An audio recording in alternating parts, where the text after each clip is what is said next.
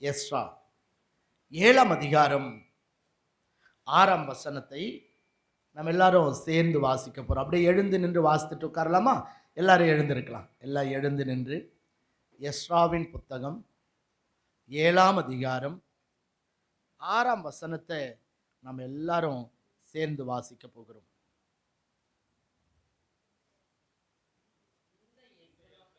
இந்த எஸ்ரா இஸ்ரவேலின் தேவனாகிய கர்த்தர் அருளின மோசேயின் நியாய பிரமாணத்திலே தேறின வேதபாரகனாய் இருந்தான்.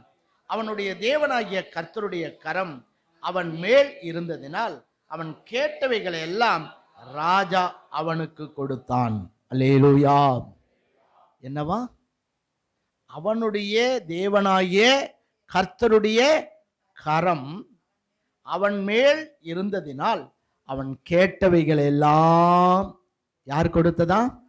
ராஜா கொடுத்தான். அல்லேலூயா, அல்லேலூயா. எஸ்ராவின் மேல கர்த்தருடைய கரம் இருந்ததினால அவன் கேட்டவைகள் எல்லாம் யாரு கொடுத்தாரா? ராஜா கொடுத்தார். கர்த்தருக்கு ஸ்தோத்திரம். இந்த 8வது மாதத்துல அந்த எஸ்ராவின் மேலிருந்த தேவனுடைய கரம் நம் ஒவ்வொரு மேலும் இருப்பதாக. ஆமென். அல்லேலூயா, அல்லேலூயா. எல்லாரும் சொல்லுங்க, கர்த்தாவே உம்முடைய தயவுள்ள கரம் என் மேல் இருப்பதாக, எங்கள் குடும்பத்தின் மேல் இருப்பதாக, இந்த ஊழியத்தின் மேல் இருப்பதாக.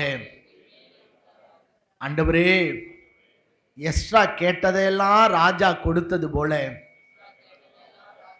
ராஜாதி ராஜாவாகிய நீர் நாங்கள் இதுவரை கேட்டதையெல்லாம் இந்த மாதத்திலே பெற்றுக்கொள்ளும்படி நீர் எங்களை ஆசீர்வதிப்பீராக.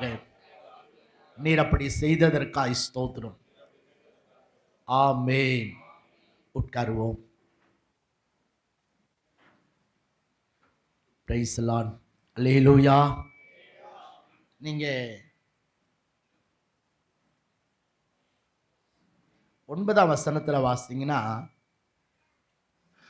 தயவுள்ள கரம், அதாவது தன் தேவனுடைய தயவுள்ள கரம் தன்மேல் இருந்ததினால் எங்க வந்தானா? எருசலேமுக்கு வந்தான். அல்லேலூயா. யார் கரமா? தன் தேவனுடைய தயவுள்ள கரம். இந்த எஸ்ரா புத்தகத்திலே, நெகேமியா புத்தகத்திலே நீங்க அதிகமா வாசிக்கும் போது அந்த கர்த்தருடைய கரம், கர்த்தருடைய கரம், கர்த்தருடைய கரம் என்று சொல்லி நீங்கள் அதிகமான வேத பகுதிகளிலே நீங்கள் அந்த தேவனுடைய கரத்தை குறித்து நீங்கள் வாசிக்க முடியும். கர்த்தருக்கு ஸ்தோத்திரம். இப்போ ஆண்டவருடைய தயவுள்ள கரம் நம்மேல் இருந்தா ராஜா நாம் கேட்டதையெல்லாம் என்ன பண்ணுவாராம்? கொடுப்பார். கர்த்தருக்கு ஸ்தோத்திரம். அதனால நான் விசுவாசிக்கிறேன், இந்த 7 மாதங்கள் நம்மை நடத்தி வந்த தேவனாகிய கர்த்தர் இந்த 8வது மாதத்துல அவருடைய கரம் உங்கள் மேல் இருக்கிறபடியினாலே நீங்கள் இதுவரைக்கும் கேட்டது எல்லாவற்றையும் இந்த 8வது மாதத்துல கர்த்தர் உங்களுக்கு நிறைவாய் கொடுத்து தேவன் உங்களை ஆசீர்வதிக்க போகிறார். அல்லேலூயா. ஒருவேளை எத்தனையோ காரியங்களுக்காக ஜெபம் பண்ணியிருப்பீங்க, கர்த்தருடைய சமூகத்துல வேண்டிக் கொண்டிருப்பீங்க. ஒருவேளை அதெல்லாம் இதுவரைக்கும் நீங்க பெற்றுக்கொள்ள முடியாம இருந்திருக்கலாம். ஆனா ஆண்டவர் இந்த 8வது மாதத்துல நீங்க எதெல்லாம் வேணும்னு சொல்லி ஆண்டவருடைய சமூகத்துல ஜெபிச்சிங்களோ அதையெல்லாம் கர்த்தர் உங்களுக்கு நிறைவாய் கொடுத்து ஆசீர்வதிப்பாராக. ஆமென். அல்லேலூயா. கர்த்தருக்கே ஸ்தோத்திரம். அப்ப அதாவது பாருங்க, இந்த எஸ்ராவின் எஸ்ராவை குறித்து நாம வாசிக்கும் போது அவன் வேண்டிக் கொண்டதெல்லாம் யாரு கொடுத்தாரா? யார் கொடுத்தாரு? ராஜா கொடுத்தார்.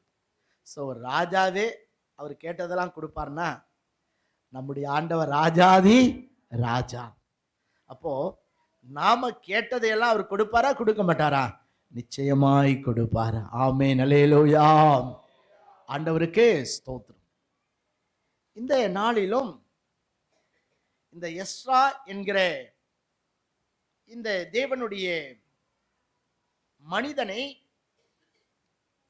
கர்த்தர் இவ்வளவாய் நேசிப்பதற்கு என்ன காரணம்? அவன் வேண்டிக் கொண்டவைகள் எல்லாம் ராஜா ஏன் கொடுத்தார்? அப்படி ராஜா எல்லாவற்றையும் கொடுப்பதற்கு இந்த எஸ்ரா யார், அவன் எப்படிப்பட்ட ஒரு மனிதன் என்பதை நாம் தியானித்து அந்த எஸ்ராவினுடைய வாழ்க்கையில் எப்படி கர்த்தருடைய கரம் இருந்தது, எதனால் அவர் தேவனுடைய ஆசீர்வாதத்தை பெற்றுக்கொண்டார் என்பதை இந்த நாளிலே நாம் கற்றுக்கொள்ளும்படி ஆவியானவர் நமக்கு உதவி செய்வாராக. ஆமேன், அல்லேலூயா. இங்கே இந்த எஸ்ரா, நெகேமியா, எஸ்தர், இந்த 3 புத்தகங்களும் அப்படியே தொடர்ந்து வருகிறது. இந்த 3 புத்தகங்களை எழுதின ஆசிரியர் யார் அப்படின்னு கேட்டா, பரிசுத்த ஆவியானவர் இந்த எஸ்ராவை கொண்டுதான் இந்த 3 புத்தகங்களையும் எழுதினதாக வேத பண்டிதர்கள் சொல்லுகிறார்கள். அல்லேலூயா, கர்த்தருக்கே ஸ்தோத்திரம். பாருங்க, அவர் வேதத்தை மிக நன்றாய் கற்றறிந்த ஒரு வேத பாரகன் என்று வேதம் சொல்லுகிறது. அவரை கொண்டுதான் ஆண்டவர் இந்த எஸ்ராவை, நெகேமியாவை, இந்த எஸ்தர் புத்தகத்தை ஆண்டவர் எழுதினார் என்று சொல்லி நாம் பார்க்கின்றோம். கர்த்தருக்கு ஸ்தோத்திரம். எத்தனை பேருக்கு எஸ்ராவை குறித்து தெரியும்? தெரிஞ்சவங்க ஒரு அல்லேலூயா சொல்லுங்க. ஒரு ஆள் தான், 2 ஆளு. சரி, ஆண்டவருக்கு மகிமை உண்டாகட்டும். இந்த எஸ்ராவை குறித்து அநேக காரியங்களை நாம் கற்றுக்கொள்ள முடியும். நேபுகாத் நேச்சார் இஸ்ரவேல் தேசத்துக்கு விரோதமாய் அவர் படையெடுத்து வருகிறார். அப்ப கர்த்தர் தான் மிகவும் அதிகமாய் நேசித்த இந்த யூதா மக்களையும் இஸ்ரவேல் மக்களையும் தேவன் நேபுகாத் நேச்சார் சிறைபிடித்து கொண்டு போகும்படி ஆண்டவர் என்ன செய்யறார்னா ஒப்பு கொடுக்கிறார். கர்த்தருக்கே ஸ்தோத்திரம். ஆண்டவர் ரொம்ப அதிகமா நேசிச்சார். அதனாலதான் இவங்களை எகிப்திலிருந்து கர்த்தர் விடுதலையாக்கி இவங்களை எங்க கொண்டு போனாரு? பாலும் தேனும் ஓடுகிற அந்த கானான் தேசத்திலே கர்த்தர் கொண்டு போய் வைத்தார். கவனிக்கணும், அந்த கானான் தேசத்திலே இவர்கள் மிகவும் ஆசீர்வாதமாய் இருந்தார்கள் இல்லையா? ஏன்னா ஆண்டவர் மற்ற தேசங்களை விட அந்த தேசத்தை கர்த்தர் என்ன பண்ணாரு? மிகவும் அதிகமாய் நேசித்தார். சொல்லப்போனா அந்த தேசத்தின் மீது கர்த்தருடைய கண்கள் என்ன பண்ணதான்? வைக்கப்பட்டு இருந்தது.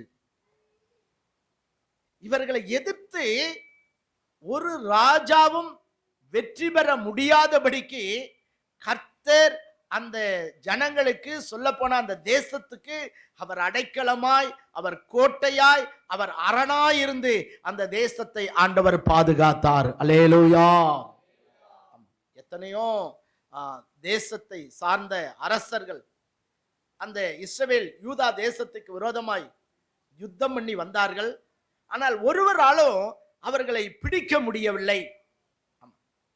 ஆனா கடைசியா இந்த நேபுகாத் நேச்சார் இந்த தேசத்துக்கு விரோதமாய் வந்தபோது கர்த்தர் அந்த பாபிலோன் ராஜாவாகிய நேபுகாத் நேச்சாருடைய கரத்துல இவர்களை தேவன் என்ன பண்ணாராம்? ஒப்பு கொடுத்தார். ஏன் அப்படி செஞ்சார்? அப்படி, நீ கட்டாத வீடுகளிலே நீ குடியிருப்பாய், நீ நடாத திராட்சை தோட்டத்தின் கனிகளை நீ புசிப்பாய் என்று சொல்லி ஆண்டவர் சொன்னது மாத்திரம் இல்ல, அதே போல அந்த தேசத்தை, கானான் தேசத்தை அங்கே இவர்களுக்கு சுதந்திரமாய் கொடுத்து தேவன் இவர்களை அந்த தேசத்திலே குடியேற்றினார். ஆனா இவங்க சீக்கிரமா கர்த்தரை விட்டு விலகி கர்த்தருடைய பார்வைக்கு பொல்லாப்பானதை செய்து கர்த்தர் என்ன பண்ணார்களா? கோபம் ஊட்டினார்கள். அதனால ஆண்டவர் தம்முடைய தீர்க்கதரிசிகளை அனுப்பி அவர்களை எச்சரிக்கும்படி பல தடவை தேவன் அவர்களை எச்சரித்தார். ஆனால் அவர்களோ மனம் திரும்பாமல் தங்களுடைய கழுத்தை அவர்கள் மிகவும் கடினமாக்கி தங்களுடைய பொல்லாத வழிகளை விட்டு அவர்கள் திரும்பாம தேவனை தொடர்ந்து துக்கப்படுத்தி கொண்டே இருந்தபடினாலே கர்த்தர் யார் கையில ஒப்பு கொடுத்தாராம்? சத்துருவின் கையிலே ஒப்பு கொடுத்தார். கர்த்தருக்கு சோதனை. இதுவரைக்கும் யாராலும் மேற்கொள்ள முடியாத அந்த தேசம் இப்போ பாபிலோன் ராஜாவாகிய நேபுகாத் நேச்சாரால் அந்த தேசம் சிறைபிடிக்கப்பட்டு இங்கிருந்த இஸ்ரவேல் மக்கள், யூத மக்கள் எல்லாரும் எங்க கொண்டு போகட்டாங்க? பாபிலோன் தேசத்துக்கே கொண்டு போகப்பட்டார்கள். அந்த பாபிலோன் தேசத்துல இவர்கள் 70 ஆண்டுகள், எத்தனை வருஷம்? 70 ஆண்டுகள் மகா தீங்கை அனுபவிக்கிறார்கள். பாருங்க, ஏற்கனவே எகிப்திலிருந்து ஆண்டவர் இவங்களை அடிமையா இருந்தவங்களை விடுதலை ஆக்கினார். இப்போ தேவனை விட்டு தூரம் போனதுனால இப்போ எங்க அடிமையா போயிட்டாங்க? பாபிலோன் தேசத்துல அடிமைகளா இவர்கள் கொண்டு போகப்படுகிறார்கள். அப்படி கொண்டு போகப்பட்டவங்க தான் நெகேமியா, எஸ்ரா, தானியேல், எஸ்தர். இவங்கெல்லாம் எங்க போயிருக்காங்க? இப்போ அந்த பாபிலோன் தேசத்துல இருக்கின்ற சூழ்நிலையை நாம் பார்க்கின்றோம். கர்த்தருக்கு ஸ்தோத்திரம். அப்படி இருந்த அந்த 70 ஆண்டுகள் அவர்கள் பாபிலோன் தேசத்திலே என்ன இருக்காங்க? அடிமைகளாய் இருக்கிறார்கள். அந்த சமயத்துல எழுதப்பட்ட ஒரு புத்தகம் தான் இந்த எஸ்ராவின் புத்தகம். அந்த காலத்தில் இருந்த ஒரு தேவனுடைய மனிதன் தான் இந்த எஸ்ரா. ஹல்லேலூயா. சிறைபிடிக்கப்பட்டு கொண்டு போகப்பட்டவர்களிலே இந்த எஸ்ராவும் ஒருவர். ஆனா இவர் யார் அப்படின்னா ஆசாரியன். இவர் யாரு? பாஸ்டர், ஆசாரியன். சோ அந்த தேசத்துல சிறைபிடிக்கப்பட்டு கொண்டு போகப்பட்டவர்களில இந்த எஸ்ராவும் ஒருவனாய் இருக்கிறார். ஆனா சோ நல்ல ஒரு தெய்வீகமான மனிதன், சாதாரணமான மனிதன் அல்ல. இவர் தெய்வீகமான ஒரு மனிதனாய் இவர் காணப்படுகிறார். அல்லேலூயா. கர்த்தருக்கு ஸ்தோத்திரம். பாருங்க, பாபிலோன் தேசத்தை நேபுகாத் நேச்சார் எத்தனை வருஷம் அரசாண்டான்னு தெரியுமா? 45 வருஷங்கள் அந்த பாபிலோன் தேசத்தை நேபுகாத் நேச்சார் அரசாளுகிறார். கர்த்தருக்கு ஸ்தோத்திரம். அவருடைய காலத்துல தான் என்ன கட்டப்பட்டது?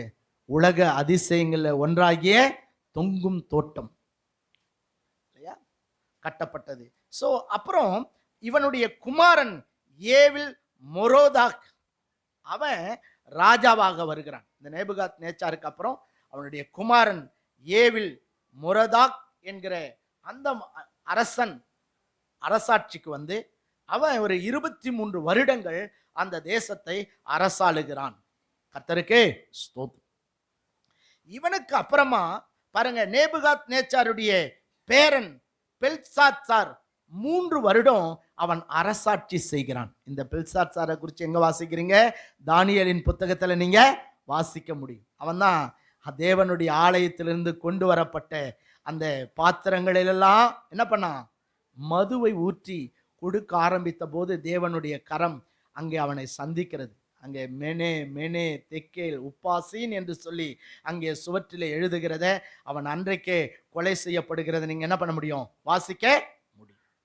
பாருங்க, இப்படி 70 ஆண்டுகள் இவர்கள் அங்கே இருக்கிறார்கள். சோ அந்த நாட்களிலே தானியேல் அங்கே அந்த பாபிலோன் அரண்மனையில் இருக்கிறார். சோ பாபிலோன் தேசத்துல இருந்த எல்லா அதிபதிகளுக்கும் பிரதான அதிபதியாய் கர்த்தர் யார் அந்த தேசத்துல வச்சிருக்கிறாரு? தானியேலை கர்த்தர் உயர்த்தி வைத்திருக்கிறார். அல்லேலூயா.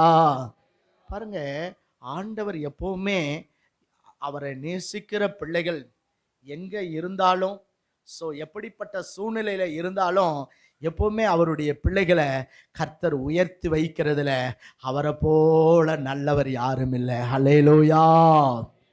ஆமா, சிறைபிடிக்கப்பட்டு கொண்டு போகப்பட்ட தேசத்துல கூட கர்த்தர் தானியேலை என்ன பண்ணிருக்கிறாரு? உயர்த்தி வைத்திருக்கிறார். கர்த்தருடைய நாமத்துக்கு ஸ்தோத்திரம்.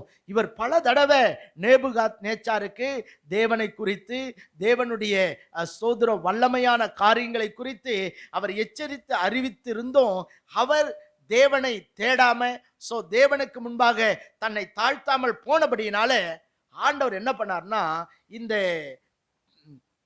பெல்சாத்சார் அவனுக்கு பிற்பாடு கர்த்தர் மேதிய பெர்சிய தேசத்தை இவர்களுக்கு விரோதமாய் கர்த்தர் கொண்டு வருகிறார்.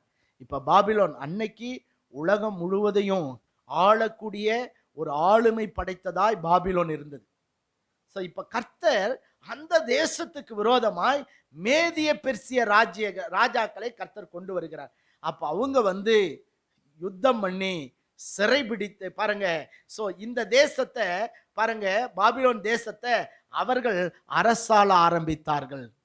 அதனாலதான் நம்ம வாசிக்கிறோம், அதாவது தரியு ராஜாவின் காலம் வரைக்கும் தானியேலின் காரியம் எப்படி இருந்ததா, ஜெயமா இருந்ததுன்னு வாசிப்பீங்க.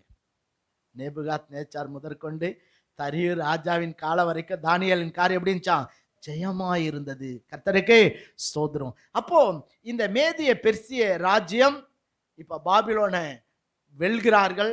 இப்போ இந்த பாபிலோன் பிடித்திருந்த எல்லா தேசங்களையும் இப்ப யார் அரசாட்சி செய்யறது, இந்த மேதிய பெர்சிய ஆளுகை உண்டாகிறது. அதனாலதான் நம்ம வாசிக்கிறோம் எஸ்தரின் புத்தகம் 1ஆம் அதிகாரத்துல, இந்து தேசம் முதல் எத்தியோப்பியா தேசம் வரைக்கும் 127 நாடுகளை யார் அரசாட்சி செய்தான், பெர்சிய ராஜாவாகிய யாரு, அகாஸ்வேர். சோ இப்படி இந்த 70 ஆண்டுகள் பாருங்க இவங்க ஆட்சி முடிஞ்சது.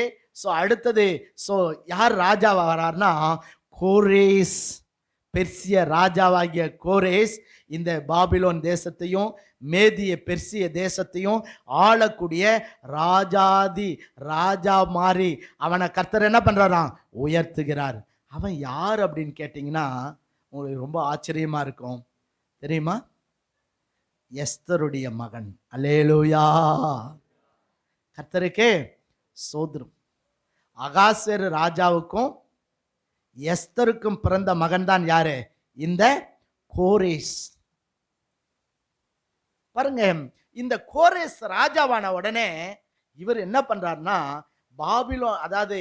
பாபிலோன் ராஜா சிறைபிடித்து கொண்டு வந்து இந்த 127 நாடுகள் இருக்கிற யூதர்கள் எல்லாரும், நீங்களா எங்க போலாம், உங்களுடைய சொந்த தேசத்துக்கே போகலாம் என்று சொல்லி இவர்களை சிறையிருப்பிலிருந்து, அந்த அடிமைத்தனத்திலிருந்து அந்த கோரேஸ் ராஜா என்ன பண்றாருன்னா விடுதலை ஆக்குகிறார். அல்லேலூயா, கைதட்டி ஆண்டவருக்கு நன்றி சொல்லுங்களா.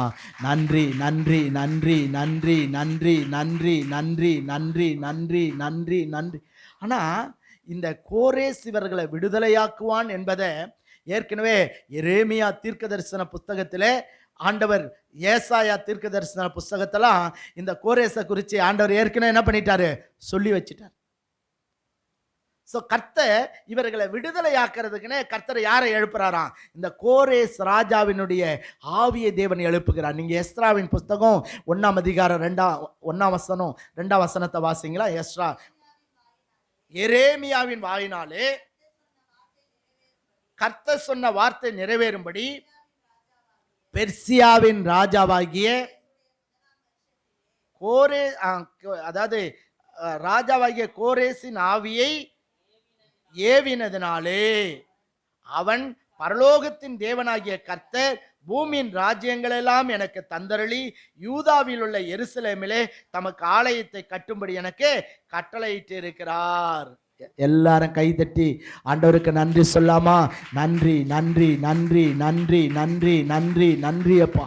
இல்ல பாருங்க, இடிந்து போன இவர்களுடைய வாழ்க்கை, ஒருவேளை இவங்க வாழ்க்கை மட்டும் இடியல, அந்த தேசமே என்ன செஞ்சதுங்க, இடிக்கப்பட்டு போனது. சாலமோன் மிக அழகாய் கட்டியிருந்த எருசலேம் தேவாலயம் தீக்கிரையாக்கப்பட்டது. ஒண்ணுமே இல்லை, எல்லாமே எரிக்கப்பட்டது.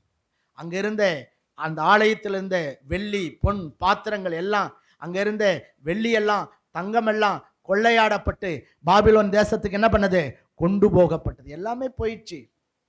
அந்த தேசத்தினுடைய அதாவது எப்பயுமே பட்டணத்தை சுற்றிலும் என்ன இருக்கும், நம்ம செஞ்சி கோட்டையில் இருக்கிற மாதிரி மதில் சுவர், அதெல்லாம் இடிந்து பாழாக்கப்பட்டது. அதெல்லாம் நெகேமியாவின் காலத்தில் அந்த இடிந்து பாழாக்கப்பட்ட அலங்கங்கள் என்ன செய்யும், கட்டப்படுகிறது நம்ம பார்க்கிறோம். இப்போ ராஜா கோரேஸ் ராஜாவினுடைய ஆவியை கர்த்தர் என்ன பண்றாராம்? ஏவுகிறார். அவன் சொல்றான், அதாவது பாபிலோன் தேசத்திலிருந்து, அதாவது பாபிலோன் தேசத்து ராஜாவினால் சிறைபிடிக்கப்பட்டு கொண்டு வந்த யூத மக்கள் எல்லாரும் உங்க தேசத்துக்கு நீங்க என்ன பண்ணலாம்? போகலாம். அல்லேலூயா. பணமும் இன்றி விலையுமின்றி இலவசமாக அவர்களுக்கு என்ன செய்துங்க? அங்கே விடுதலை உண்டாகிறது. ஒருவேளை சிறைப்பட்ட மக்களை மறுபடியும் அவங்க விடுதலையாக்கப்படணும்னா அந்த தேசத்தோட என்ன பண்ணும்? யுத்தம் பண்ணி பிடிக்கணும். ஆனா ஆண்டவர் பாருங்க, இங்க யுத்தம்லாம் ஒன்றும் நடக்கல. கர்த்தர் யாருடைய ஆவி ஏவறாராம்? இந்த கோரேசனுடைய ஆவி ஏவனார். அதனால அவன் சொல்லிட்டான், எல்லாரும் யூதர்கள் எல்லாரும், இஸ்ரவேலர்கள் எல்லாரும், தேவனுடைய ஜனங்கள் எல்லாரும் இனிமேல் இந்த பாபிலோன் தேசத்துல, இந்த மேதிய பெர்சிய தேசங்கள்ல நீங்க அடிமையா இருக்க வேண்டியதில்லை. நீங்கள் எல்லாரும் மீண்டும் எங்க போயிடுங்க? எருசலேமுக்கு செல்லுங்கள். அல்லேலூயா. பாருங்க, கர்த்தர் சில பொல்லாத ராஜாக்கள் எழும்பினாலும் அதுக்கப்புறம் நல்ல ராஜாக்களையும் கர்த்தர் என்ன பண்றாரு? எழுப்புகிறார். அது எல்லா காலத்திலுமே இருக்கு இல்ல? கர்த்தருக்கு சோதரம். ஆமா, நம்ம தேசத்துல கூட ஆண்டவர் அந்த மாதிரி ஒரு நிலைய கர்த்தர், கோரேஸ் மாதிரி ராஜாவை கர்த்தர் கொண்டு வருவார். ஆமென், அல்லேலூயா. ஆமா, செய்வாரா? செய்ய மாட்டாராம்? ஒருவேளை இந்த நாட்கள் தேவ ஜனங்களுக்கு, சொல்லப்போனா கிறிஸ்தவர்களுக்கு ஒருவேளை நெருக்கத்தின் காலமாய், இடுக்கத்தின் காலமா இருந்தாலும் சீக்கிரத்துல கோரேஸ் மாதிரி அரசர்களை கர்த்தர் நம்முடைய தேசத்துல எழுப்புவாராக. ஆமென், அல்லேலூயா. ஆண்டவருடைய பரிசுத்த நாமத்துக்கு ஸ்தோத்திரம். இதை ஏன் சொல்றேன்னா, இந்த சரித்திரத்தை நீங்கள் அறிந்து கொள்ள வேண்டும். அப்ப 70 ஆண்டுகள் முடிந்த பிற்பாடு இந்த கோரேஸ் ஆட்சிக்கு வருகிறார்.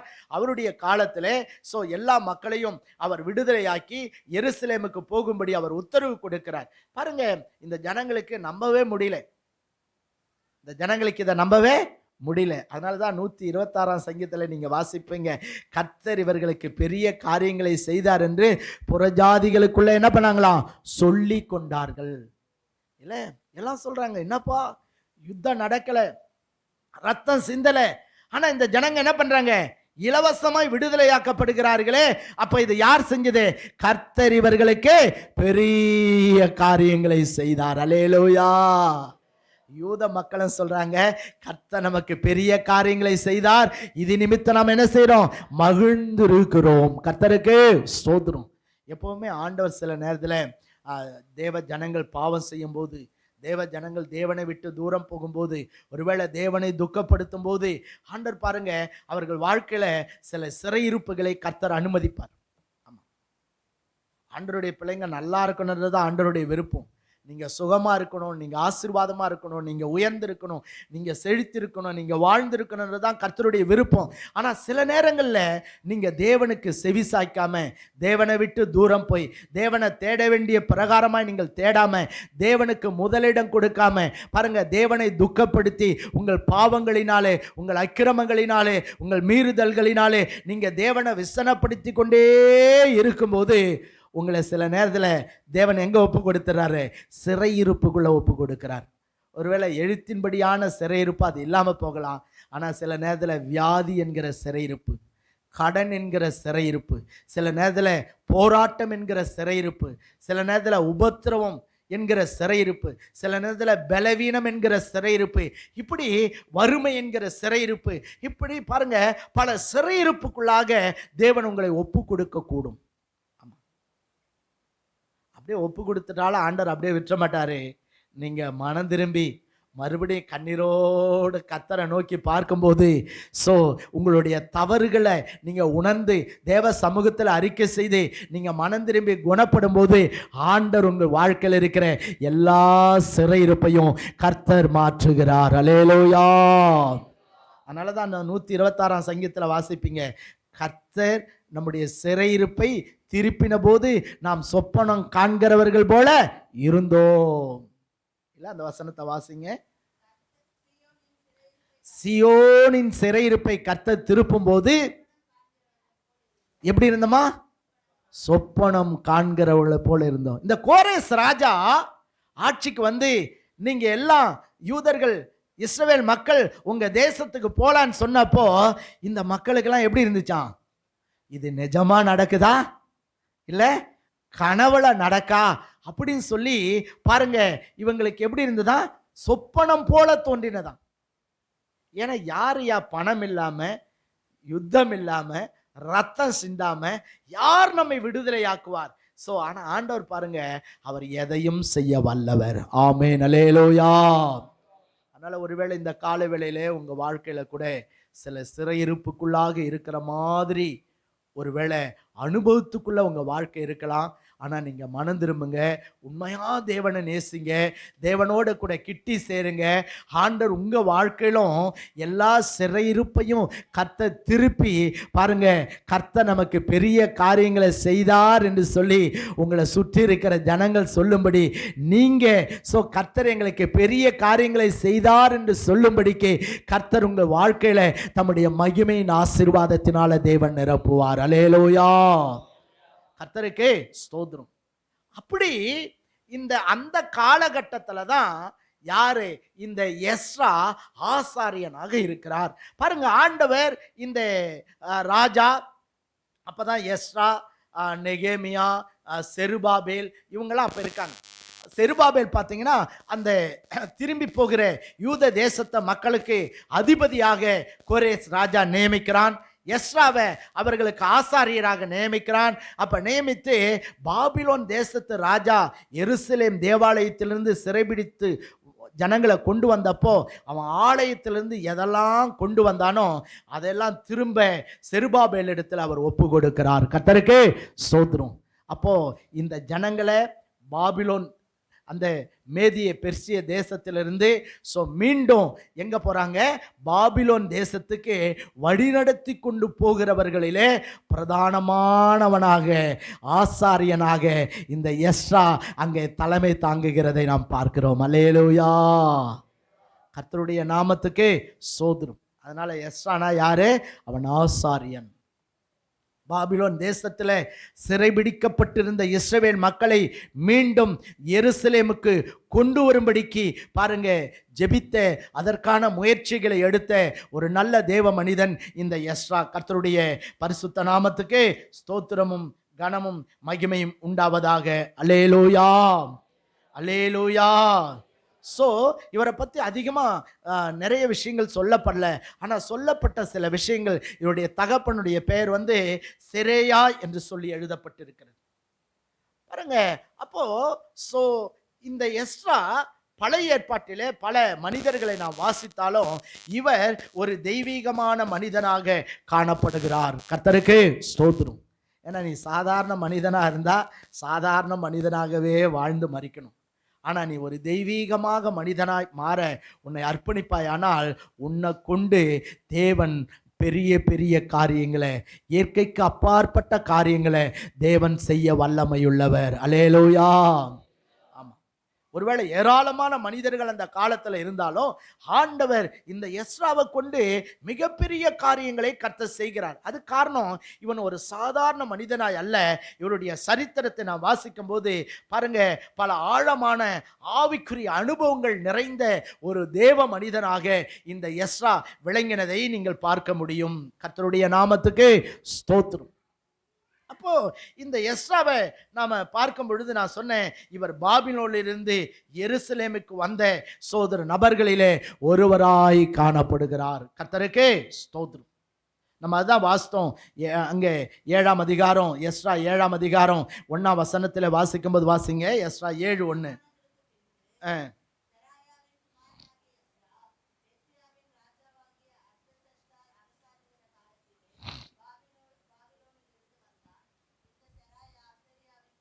ஆமென், அல்லேலூயா. எங்கிருந்து வந்தாரா? பாபிலோனிலிருந்து. எங்க வந்தாரா? எருசலேமுக்கு வந்தார். எல்லாரும் சொல்லுங்க, பாபிலோனிலிருந்து எருசலேமுக்கு வந்தார். எங்க வந்தாரு? எங்க இருந்தாரு? பாபிலோன்ல இருந்தார். பாபிலோன் அப்படின்னு சொன்னா குழப்பம் என்று சொல்லி அர்த்தம். பாபிலோன்னா என்ன அர்த்தம்? குழப்பம் என்பது பொருள். அந்த பாபிலோன் தேசம் நாகரிகத்தினுடைய உச்சகட்டம் அங்கே இருந்தது. அங்கேதான் உலக அதாவது உலகத்துல பார்க்கும்போது அந்த நாட்களிலே மிகவும் பாவம் நிறைந்த அசுத்தம் நிறைந்த, விக்கிரக ஆராதனை நிறைந்த ஒரு தேசமாக அந்த பாபிலோன் தேசம் காணப்பட்டது. அங்க இருக்கிற மக்கள் பாருங்க, உலகத்தை இஷ்டத்துக்கு அனுபவித்த மக்களாய் அவர்கள் காணப்பட்டார்கள். அதனால இந்த எஸ்ராவுக்கு என்னன்னா, நாங்க இந்த பாபிலோனிலே இருந்துடக்கூடாது ஆண்டவரை, மீண்டும் எங்கள் சொந்த தேசமாகிய எருசலேமுக்கு நாங்கள் விடுதலையாக்கப்பட்டு கொண்டு போக வேண்டும் என்று சொல்லி அவர் ஜெபித்தார், அவர் வாஞ்சித்தார். அதனால தான் கர்த்தர் அவரை எங்க கொண்டு வந்தாரு? எருசலேமுக்கு ஆண்டவர் கொண்டு வந்தார். அல்லேலூயா. நம்ம கூட பாருங்க, நாம் வாழ்கின்ற இந்த உலகம் எப்படிப்பட்டதுன்னா பாபிலோன் மாதிரி. இப்ப நம்ம வாழ்ந்து கொண்டிருக்கிற இந்த உலகம் எப்படிப்பட்டதுங்க? ஒரு பாபிலோன். இன்னைக்கு இந்தியாவில் நாகரிகத்தினுடைய உச்சக்கட்டம், இந்தியா பாவத்தினுடைய உச்சக்கட்டம் இல்லையா? ஸோ பாருங்க, பலவிதமான அசுத்தத்தின் உச்சக்கட்டமாய் இன்னைக்கு நம்முடைய தேசம் விளங்குகிறது. அன்னைக்கு பாபிலோன் இருந்த மாதிரி தான் ஸோ இன்றைக்கு நம்முடைய தேசம் இருக்கிறது. ஆனால் எஸ்ராவினுடைய வாஞ்சையெல்லாம், நாங்கள் இந்த பாபிலோனில் இருந்துடக்கூடாது, எங்களுடைய சொந்த தேசமாகிய எருசலேமுக்கு நாங்கள் போக வேண்டும் என்பது இந்த எஸ்ராவினுடைய தரிசனமாய் இருந்தது. அல்லேலூயா. ஆமாம், நாமளும் இந்த பாபிலோனை போன்ற பாவம் நிறைந்த இந்த உலகத்தில் நாம் சிறைப்பட்டவர்கள் மாதிரி இருந்தாலும் இந்த தேசம் நமக்கு சொந்தமானதல்ல. உங்களுக்கு எனக்கும் சொந்த தேசம், ஒரு தேசம் இருக்கு. அதுதான் புதிய எருசலேம் ஆகிய சீயோன். அல்லேலூயா. நாம் இங்கே இருக்க வேண்டிய ஆட்கள் இல்லை, நாம் எங்கே போக வேண்டிய ஆட்கள்? சியோனுக்கு போக வேண்டிய ஜனங்கள். அல்லேலூயா. எருசலேமுக்கு செல்ல வேண்டிய ஜனங்கள். அல்லேலூயா. அப்போ நம்ம பாபிலோனில் இருந்தாலும் நமக்குள்ள இந்த தரிசனம் எப்போதும் இருக்கணும். நான் இந்த பூமிக்கு சொந்தமானவன் அல்ல, இல்லை, நான் இந்த உலகத்துக்கு சொந்தமானவன் அல்ல. அதனால தான் வேதம் சொல்லுது, இந்த உலகம் நமக்கு பாத்திரமா என்ன பண்ணாதான்? இருக்காதான். ஸோ நாம இந்த பூமிக்குரியவர்கள் அல்ல, நீங்கள நானும் பரலோகத்துக்குரியவர்கள். அல்லேலூயா.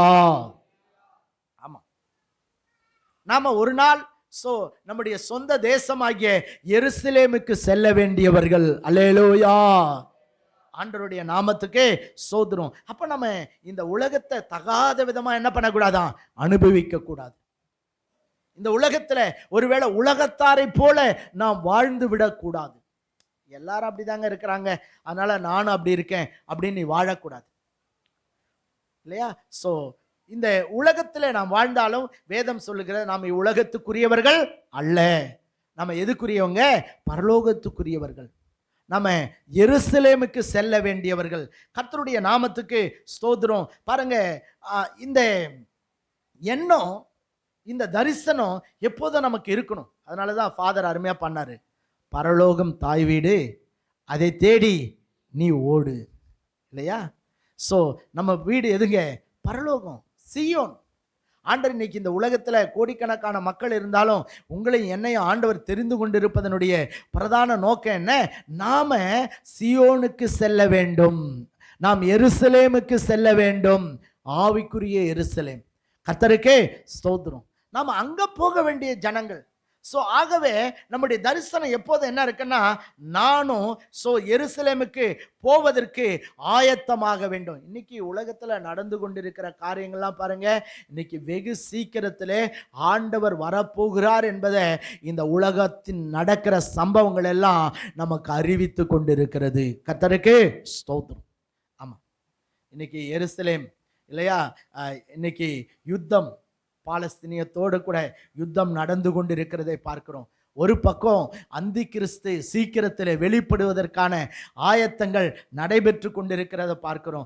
ஒரு பக்கம் இந்த உலகம் வெகு சீக்கிரத்தில் அழிய போகிறது என்பதை, இந்த உலகத்தில் நடந்து கொண்டிருக்கிற சம்பவங்கள் எல்லாம் நம்ம எச்சரித்து கொண்டிருக்கிறதை நாம் பார்க்கிறோம். பாருங்க, இடிக்கப்பட்டு போன தேவாலயத்தை மீண்டும் அங்கே யூதர்கள் கட்டும்படிக்கான முயற்சிகள் அங்கே எடுக்கப்பட்டு கொண்டிருக்கிறதை நாம் பார்க்கிறோம். கர்த்தருக்கு ஸ்தோத்திரம். இதெல்லாம் ஆண்டவர் சீக்கிரத்தில் வரப்போகிறார். அவர் வருகையிலே நாம் கைவிடப்பட்டு போகாதபடி நாம் எடுத்துக்கொள்ளப்பட்டு பரம எருசலேமுக்குள்ள நீங்கள நானும் எஸ்ரா எருசலேமுக்குள்ள பிரவேசித்தது போல நீங்கள நானும் அந்த பரம எருசலேமுக்குள்ளாக நாம் செல்ல வேண்டும். அல்லேலூயா. கர்த்தருடைய நாமத்துக்கு ஸ்தோத்திரம். ஆமா, சரி, இந்த எஸ்ராவை குறித்து நிறைய காரியங்கள் நம்ம சொல்லலாம். ஆனாலும் பாருங்க, எஸ்ரா என்று சொன்னால் அதுக்கு என்ன அர்த்தம் அப்படின்னு மட்டும் உங்களுக்கு நான் சொல்லி வேகமாக நான் முடிக்க வாஞ்சிக்கிறேன். எஸ்ரா என்று சொன்னால் அந்த பேருக்கு அர்த்தம் கர்த்தர் துணை என்ற அர்த்தம். என்ன அர்த்தங்க? எஸ்ரா அப்படின்னா என்ன அர்த்தம்? கர்த்தர் துணை என்ற அர்த்தம். இன்னொரு அர்த்தம் எஸ்ரா என்று சொன்னால் அதுக்கு இன்னொரு அர்த்தம் சொல்லப்பட்டிருக்கிறது பாருங்க, உதவி என்ற அர்த்தம். என்னவா? ஹெல்ப், உதவி. பாருங்க, முதல்ல கர்த்தர் துணை, ரெண்டாவது என்னது? உதவி, ஹெல்ப் என்று சொல்லி அர்த்தம். மூன்றாவது பாருங்க, அந்த பெயருக்கு என்ன அர்த்தம் அப்படின்னு கேட்டீங்கன்னா ஆதரவு என்ற அர்த்தம். பிரைஸ் தி லார்ட், அல்லேலூயா. ஒருவேளை எஸ்ராவை பற்றி நம்ம நிறைய சொல்லலாம், இன்னைக்கு எல்லாத்தையும் தியானிக்க நமக்கு நேரம் இல்லை. ஆனால் இந்த 3 காரியங்களை மாத்திரம் உங்களுக்கு நான் சொல்லித்தர விரும்புகிறேன். எஸ்ரான்னு சொன்னால் என்ன அர்த்தம் சொல்லுங்க? கர்த்தர் துணை. ரெண்டாவது ஹெல்ப், அதாவது உதவி என்ற அர்த்தம். மூன்றாவது என்ன அர்த்தம்? ஆதரவு என்ற அர்த்தம். இந்த 3 அர்த்தங்களை நீங்கள் விளங்கி கொள்ள வேண்டும். பாருங்க, அன்றைக்கு யூத மக்கள் தங்களுடைய பிள்ளைகளுக்கெல்லாம் பெயர் வைக்கும்போது ஆவிக்குரிய அர்த்தத்தோடு கூட தான் என்ன பண்ணாங்க? பெயர் வைத்தார்கள். இன்னைக்கு நம்மலாம் சிலர்லாம் அவங்க பிள்ளைங்களுக்கு பேர் வைக்கும்போது ஸ்டைலாக இருக்கணும், சினிமா நடிகர் நடிகையாக இருக்கணும், இல்லை உலகத்தில் ரொம்ப பிரசித்தமானவங்களாக இருக்கணும் அப்படின்னு பார்த்து என்ன பண்ணுறாங்க? பெயர் வைக்கிறாங்க.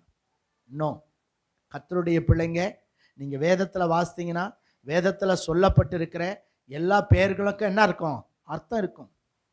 ஈசாக்குனா என்ன அர்த்தம்? நகைப்பு. இல்லை, ஏன்னா சாரால் என்ன பண்ணா? நகைத்தாள். அதனால் அந்த பிள்ளைக்கு என்ன அர்த்தம்? நகைப்பு. யோசேப்புனா என்ன அர்த்தம்? பெருக்கும். இல்லை, ஸோ இப்படி ஒவ்வொரு பேருக்கு அர்த்தம் இருக்கு. ஸோ அதனால் பாருங்க, இவருடைய தாய் தகப்பன் இந்த பேரை எவ்வளோ அர்த்தத்தோட வச்சிருக்காங்க பாருங்க. எஸ்ரா எப்படின்னு சொன்ன என்ன அர்த்தம்? கர்த்தர் துணை. எல்லாரும் சொல்லுங்க, கர்த்தர் துணை. அல்லேலூயா. கர்த்தருக்கு ஸ்தோத்திரம். அப்போ முதலாவது நம்முடைய வாழ்க்கையில நாம வெற்றியுள்ள ஒரு வாழ்க்கையை இந்த உலகத்திலே நாம் வாழ வேண்டுமானால் நமக்கு யார் துணையா இருக்கணும்னா கர்த்தர் துணையாக இருக்க வேண்டும். அல்லேலூயா. ஆமா, ஒருவேளை நம் வாழ்க்கையில கர்த்தர் நமக்கு துணையாய் இராவிட்டால் நாம எதையும் இந்த உலகத்துல சாதிக்க முடியாது. வாழலாம், வெந்ததை தின்னுபிட்டு நாள் வந்தா என்ன பண்ணலாம்? சாகலாம், அவ்வளவுதான். ஆனா உன்னால யாருக்கும் எந்த பிரயோஜனமும் இருக்காது. நீ பிரயோஜனம் உள்ள ஒரு மனிதனாய், நீ அநேகருக்கு ஆசீர்வாதமான ஒரு மனிதனாய் பாருங்க இந்த உலகத்திலே நீ வாழ வேண்டுமானால் உனக்கு யார் துணையா இருக்கணும்? கர்த்தர் துணையா இருக்க வேண்டும். அல்லேலூயா. அப்படியே கையை உயர்த்தி கேளுங்க, கர்த்தாவே நீர் எனக்கு துணையாயிரும். கர்த்தாவே நீர் எனக்கு துணையாயிரும். ஆமென். அல்லேலூயா. அப்போ கர்த்தர் நமக்கு துணையாய் இராவிட்டால் நம்முடைய பிரயாசங்கள் எல்லாம் எப்படி இருக்குன்னா அது வீணாய் போய்விடும். இந்த உலகத்துல நம்ம படுகிற பிரயாசங்களை என்ன ஆயிடும்? வீணும் விருதுமாய் காணப்படும். அதனால கர்த்தர் நமக்கு, நம்முடைய குடும்பத்துக்கு, நம்முடைய பிள்ளைகளுக்கு, நம்முடைய சந்ததிக்கு கர்த்தர் என்னவா இருக்கணும்? துணையாயிருக்க வேண்டும். அல்லேலூயா. கர்த்தருடைய நாமத்துக்கு ஸ்தோத்திரம். அப்போ இந்த எஸ்ரா அப்படின்னா கர்த்தர் துணை என்று அர்த்தம். அப்ப எஸ்ராவுக்கு யார் துணையா இருந்தாரு? கர்த்தர் துணையா இருந்தார். அதனாலதான் அவங்க பெற்றோர் அவர் பிறந்தப்பே பேர் வச்சுக்கிறாங்க, என் பிள்ளைக்கு இந்த உலகத்துல யாரும் துணையா இருக்க முடியாது, ஒருவர் தான் என் பிள்ளைக்கு துணையா இருக்க முடியும், அவர் தான் யாரு? கர்த்தர் என்று சொல்லிதான் எஸ்ரா என்ற பெயரை அவருக்கு சூட்டி இருக்கிறார்கள். கர்த்தருடைய பரிசுத்த நாமத்துக்கு ஸ்தோத்திரம். அல்லேலூயா. நிறைய பேருக்கு ஆசை, கர்த்தர் எனக்கு துணையா இருக்கணும், உண்மைதான். ஆனா கர்த்தர் துணையா இருக்கணும் அப்படின்னா நாம என்ன பண்ணணும் அப்படின்னா வேதம் சொல்லுகிறது. நீங்க 2 நாளாகமத்தின் புத்தகம் 19ஆம் அதிகாரம் 11ஆம் வசனத்தை வேகமா வாசிங்க பார்க்கலாம். 2 நாளாகமம் 19ஆம் அதிகாரம். ம் ம்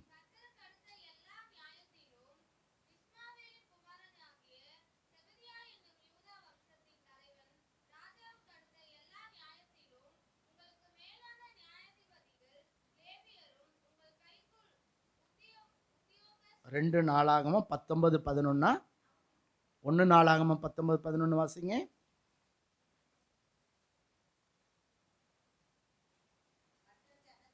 ம் ம் ம்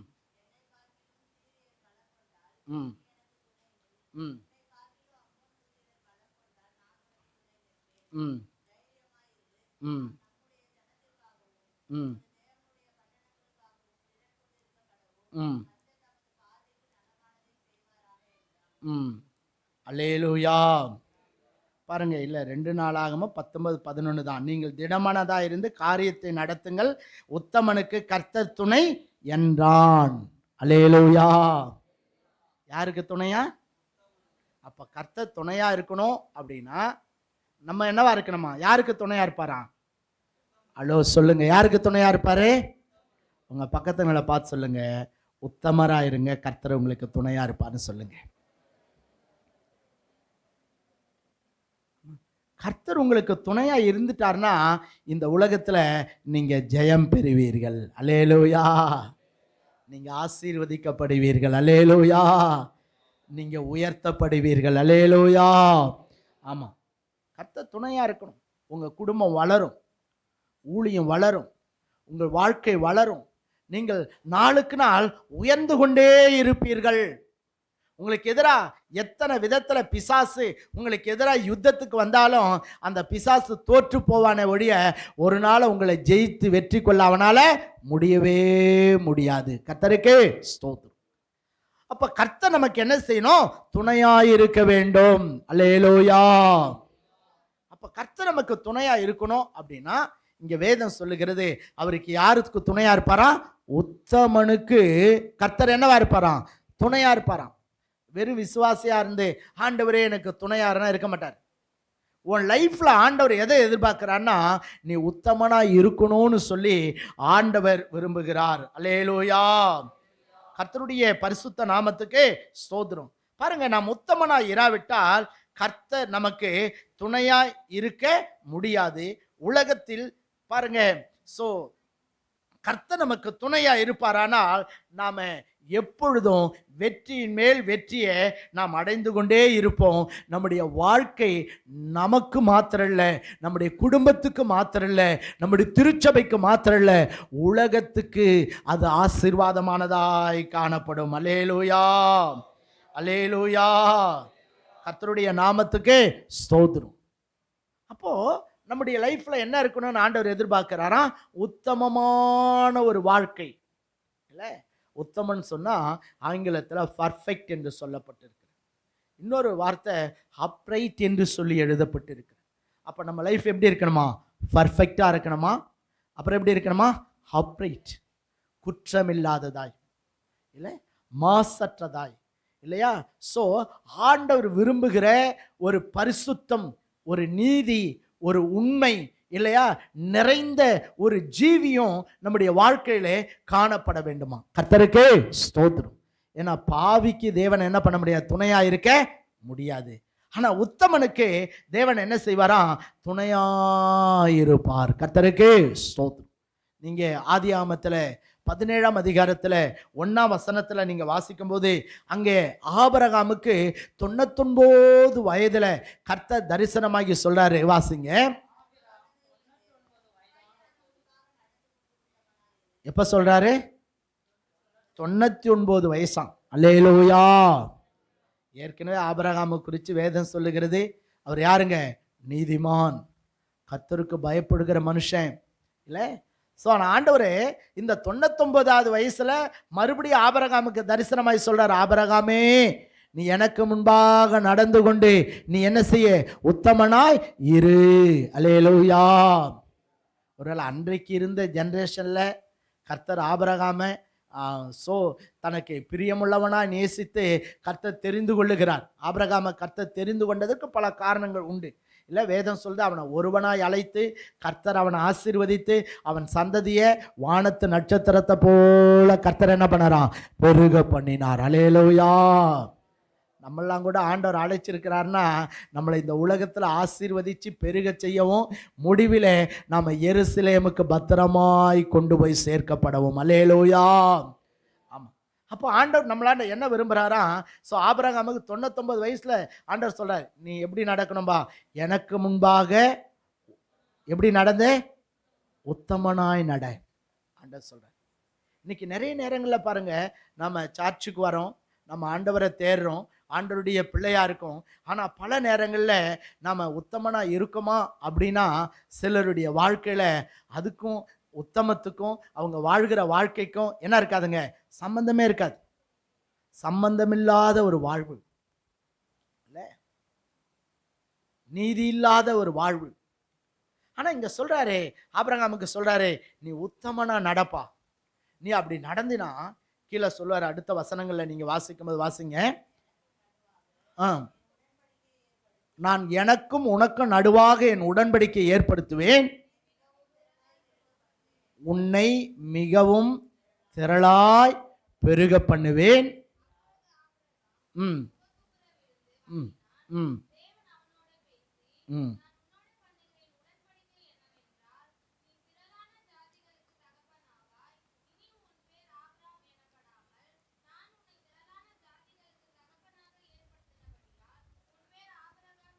அல்லேலூயா. எல்லாரும் கையை உயர்த்து ஒரு அல்லேலூயா சொல்லுங்களா. ஆண்டவர் சொல்றாரு, உன்னை நான் திரளான ஜாதிகளுக்கு என்னவா ஏற்படுத்துறேன் சொல்லுங்களேன், என்னவா ஏற்படுத்துறேன், தகப்பனாக ஏற்படுத்துகிறேன். அப்போ ஆபிரகாமுடைய லைஃப்பை பார்த்தீங்கன்னா ஒரு பிள்ளை கூட இல்லை. சாராளுக்கும் ஆபிரகாமுக்கு இன்னும் பிள்ளை பிறக்கலை, மலடி, சாராள் மலடி. ஸோ ஆனால் ஆண்டவர் பாருங்க சொல்றாரு, ஆபிரகாமே நான் உன்னை திரளான ஜாதிகளுக்கு தகப்பனா நான் ஏற்படுத்த போறேன். அப்படி ஏற்படுத்தணும்னா அதுக்கு ஒரு கண்டிஷன் இருக்குப்பா. நீ இன்னும் இதுவரைக்கும் உத்தமதா தான் நடந்துட்டு வர, இதுவரைக்கும் எனக்கு பயந்து தான் இருக்க, இதுவரைக்கும் பரிசுத்தமானா தான் இருக்க, இதுவரைக்கும் நீதிமானா தான் இருக்க. ஆனா இந்த நீதி, இந்த பரிசுத்தம், இந்த உண்மை ரொம்ப குறைவா இருக்கப்பா. அதனால நான் உன்னை திரளான ஜாதிகளுக்கு தகப்பனா ஏற்படுத்தணும்னா நீ இன்னும் உத்தமனா எனக்கு முன்பாக என்ன பண்ண, நடந்து கொள். அல்லேலூயா. ஆமா, ஆண்டவர் பாருங்க.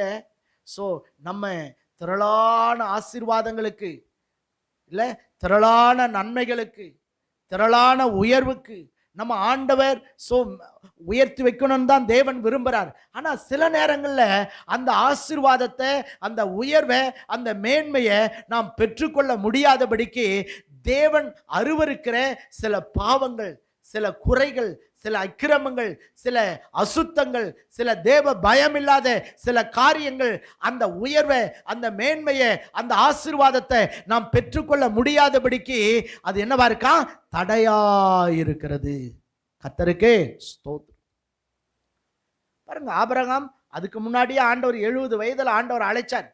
இல்ல, இத்தனை ஆண்டுகள் கர்த்தரோடு அவர் நடந்து வரார். ஆனா இப்ப சொல்றாரு, இது போதாதுப்பா, இன்னும் உத்தமத்தை என்ன பண்ண, அதிகப்படுத்து.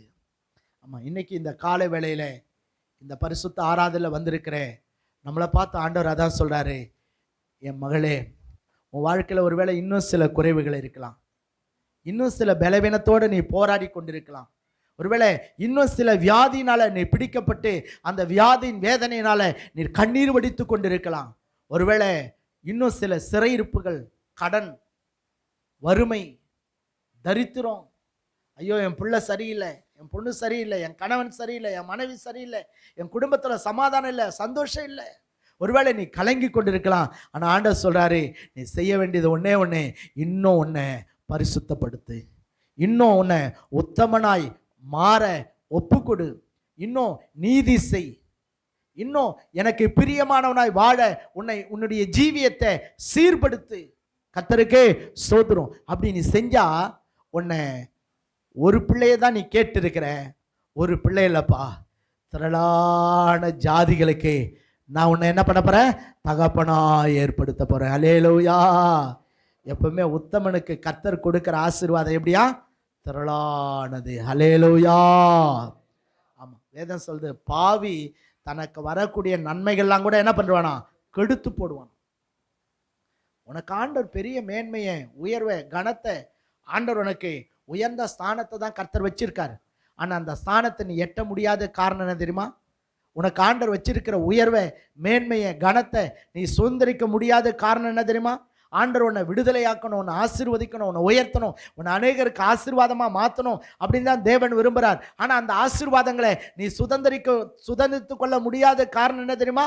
இன்னும் உனக்குள்ள தேவ பயம் இல்லை.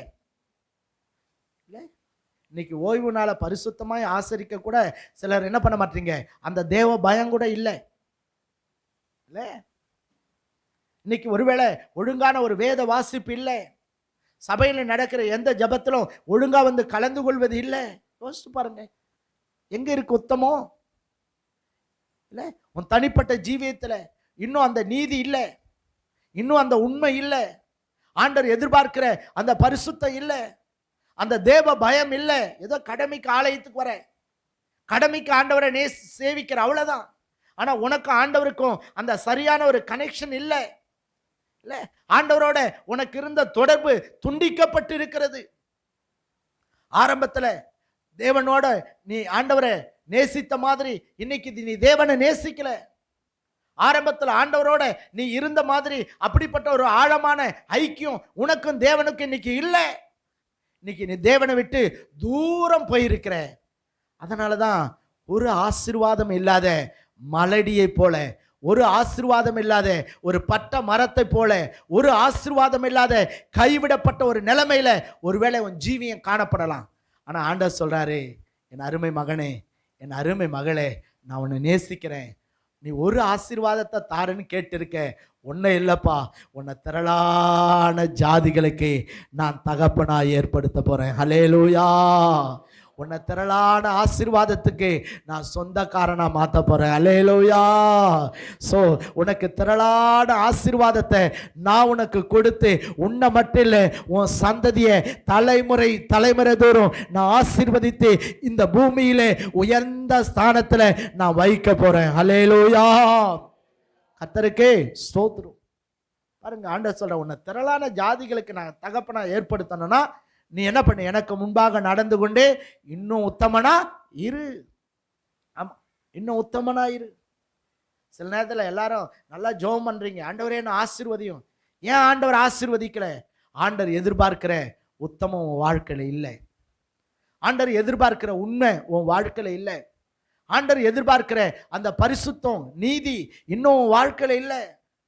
நீ ஆண்டவருக்கு கொடுக்க வேண்டிய கனத்தை ஆண்டவருக்கு இன்னும் சரியா கொடுக்கல. ஏதோ ஆண்டவரை தொட்டுக்க மாதிரி வச்சிருக்க, அவ்வளவுதான். ஆனா ஆண்டவருக்கு உன் வாழ்க்கையில முதலிடம் இல்லை. கர்த்தருக்கு ஸ்தோத்திரம். பாருங்க, எஸ்ரா என்று சொன்னால் கர்த்தர் துணை என்ற அர்த்தம். அப்போ கர்த்தர் துணையா இருக்க வேண்டுமானால் அந்த மனிதன் எப்படி இருக்கணுமா? உத்தமனாய் காணப்பட வேண்டும். அல்லேலூயா.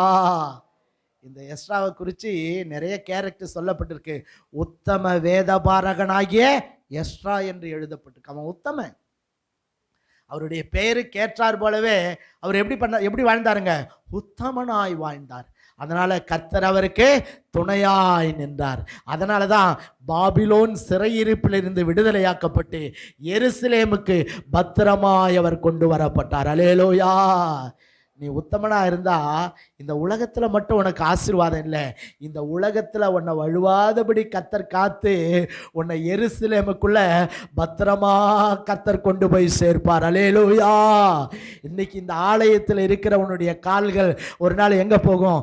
பரம எருசலேமுக்குள்ள நம்முடைய கால்கள் வெற்றி நடை போட்டதாய் அந்த பரம எருசலேமுக்குள்ள எஸ்ரா எருசலேமுக்குள்ள பிரவேசித்தது போல நீங்களும் நானும் வெற்றி நடை போட்டவர்களாய் அந்த பரம எருசலேமுக்குள்ள நாம பிரவேசிக்க முடியும். கர்த்தருக்கு ஸ்தோத்திரம். ஆகவே நம்ம எப்படி இருக்கணுமா? சொல்லுங்க, எப்படி இருக்கணும்? உத்தமனா இருக்கணும். ஒருவேளை உங்களுக்கு 3 சொல்லணும்னு நினச்சேன், எனக்கு நேரம் இல்லை. ஸோ நம்ம வரும் நாட்கள் அதை தியானிக்கலாம். அதனால் இதை ஒன்று மட்டும் ஞாபகத்தில் வச்சுங்க. ஸோ எஸ்ரா அந்த சிறைபிடிக்கப்பட்டு கொண்டு போகப்பட்டவர்களில் அவரும் ஒருவர். 70 வருஷம் பாபிலோன் தேசத்தில் யூத மக்கள் சிறையாய் இருந்தபோது இந்த எஸ்ராவும் அங்கே இருந்தவர்களில் ஒருவராய் அவர் காணப்பட்டார். அல்லேலூயா, கர்த்தருக்கே ஸ்தோத்திரம். பாருங்க, இந்த கோரேஸ் அரசன், பெர்சிய அரசன் இந்த பாபிலோன் தேசத்தை வெற்றி வாகை சூடி பாபிலோன் தேசத்தை தன் அரசாட்சிக்கு கீழாய் கொண்டு வந்தபோது ஸ்தோத்திரம், அங்கே இருந்த இஸ்ரவேல் மக்களை, யூத மக்களை அவன் இலவசமாய் விடுதலையாக்கினான். விடுதலையாக்கினது மட்டும் இல்லை, நீங்கள் போகலான்னு மட்டும் சொல்ல, போயிட்டு முதல்ல எருசலேம் தேவாலயத்தை என்ன பண்ணுங்க, கட்டுங்க. அந்த ஆலயத்தை கட்டுறதுக்கு பாருங்க அதாவது எருசலேம் தேவாலயத்தில் ஏற்கனவே சிறைபிடித்து நேபுகாத் நேச்சார் கொண்டு வந்த பொன் வெள்ளி பாத்திரங்கள் எல்லாத்தையும் எடுத்து கொடுத்தாரு. அதெல்லாம் கொடுத்தது மட்டும் இல்லை, தன்னுடைய கஜானாவிலிருந்து எருசலேம் தேவாலயம் கட்டப்படுறதுக்கு என்னெல்லாம் வேணுமோ எல்லாத்தையும் கொடுத்தாராம். ஹல்லேலூயா. ஒரு நாள் வரும், இந்திய அரசாங்கம் கஜானாவிலிருந்து இந்தியா முழுவதிலும் திருச்சபைகளை கட்டுவதற்கு பொக்கிஷத்தை திறந்து கொடுக்கக்கூடிய காலம் வரும். ஆமென், அல்லேலூயா. வருமா வராதா? ஆமாம், வரும். இன்னைக்கு ஒருவேளை நாம் வஞ்சிக்கப்பட்டு கொண்டிருக்கலாம், இல்லை? இன்னைக்கு ஒருவேளை ஆலயங்கள் இடிக்கப்பட்டு கொண்டிருக்கலாம். ஒருவேளை இன்றைக்கு கிறிஸ்தவர்களுக்கு விரோதமாய் பலவிதமான காரியங்கள் நம்முடைய தேசத்தில் நடந்து கொண்டிருக்கலாம். ஆனால் அன்னைக்கு பாபிலோனிலிருந்து அந்த இஸ்ரவேல் மக்களை விடுதலையாக்கினது போல கர்த்தர் சோதரம் பாருங்க, கோரேஸ் ராஜாவை போல ராஜாக்களை நம்முடைய தேசத்தில் வெகு சீக்கிரத்தில் ஆண்டவர் கொண்டு வருவார். ஆமென், அல்லேலூயா. சோதரம், அன்னைக்கு கோரேஸ் ராஜா ஆலயத்தை கட்டுறதுக்கு தன்னுடைய கஜானாவை திறந்து கொடுத்தது போல இந்திய தேசத்தில் இருக்கிற கஜானாவை திறந்து கொடுத்து சோதர இந்தியா முழுவதிலும் திருச்சபைகளை கட்டுங்கள், தேவனை தொழுது கொள்ளுங்கள், தேவனை ஆராதிங்கள் என்று சொல்லி இந்திய தேசம் அறிவிக்கத்தக்கதான ஒரு நாள் வெகு சீக்கிரத்தில் வரும். ஆமென், அல்லேலூயா. ஏன்னா இதை செய்யப்படுறவர் யாருன்னா, நாம் ஆராதிக்கிற ராஜாதி ராஜாவாகிய கர்த்தர். அல்லேலூயா. ஒருவேளை அன்னைக்கு பாபிலோனியரை, பாபிலோன் தேசத்தில் இஸ்ரவேல் மக்களை சிறையிருப்புக்குள்ளே ஒப்பு கொடுத்த மாதிரி கூட கர்த்தருடைய ஜனங்கள் கர்த்தரை சரியாக தேடாமல் போனதுனால ஒரு சிறையிருப்பு போன்ற அனுபவங்கள் இன்னைக்கு கிறிஸ்தவர்களுக்கு காணப்படலாம். ஆனால் உங்கள் சிறையிருப்பு மாறும், உங்கள் பலவீனம் மாறும், உங்கள் போராட்டம் மாறும், உங்கள் நெருக்கம் மாறும். பாருங்க, நீங்கள் விடுதலையாக்கப்படு. இப்பொழுது இருக்கிற எல்லா நெருக்கத்திலிருந்தும் கர்த்தர் உங்களை விடுதலையாக்குவார். எப்படி அந்த ஜனங்க செப்பனம் காண்கிறவர்கள் போல நாங்கள் இருந்தோன்னு சொன்னாங்களோ, அதே போல என் வாழ்க்கையில் மாறுமான்னு நீங்கள் நினைச்சிட்டு இருக்கலாம். ஆனால் கர்த்தர் உங்களுக்கு, உங்கள் பிள்ளைகளுக்கு, உங்கள் குடும்பத்தில் ஆண்டவர் இது முதற்கொண்டு அவர் பெரிய காரியங்களை ஆண்டவர் செய்வார். அல்லேலூயா.